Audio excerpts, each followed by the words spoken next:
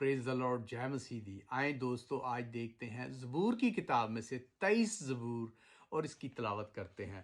خداوند میرا چھپان ہے، مجھے کمی نہ ہوگی۔ وہ مجھے ہری ہری چارگاہوں میں بٹھاتا ہے، وہ مجھے راحت کے چشموں کے پاس لے جاتا ہے۔ وہ میری جان کو بحال کرتا ہے، وہ مجھے اپنے نام کی خاطر صداقت کی راہوں پر لے چلتا ہے۔ بلکہ خواہ موت کے سائے کی وادی میں سے میرا گزر ہو، میں کسی بلا سے نہ ڈروں گا، کیونکہ تو میرے ساتھ ہے۔ تیرے عصا اور تیری لاٹھی سے مجھے تسلی ہے۔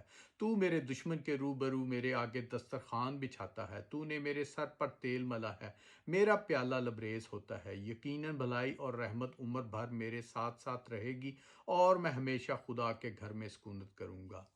پاک کلام کو پڑھے اور سنے جانے پہ خداوند آسمانی باپ کی بہت بہت برکت ہو۔ تو دوستو، یہ برکتی کلام، یہ صبح کا کلام، یہ صبح پڑھنا چاہیے، شام کو پڑھنا چاہیے، رات کو پڑھنا چاہیے۔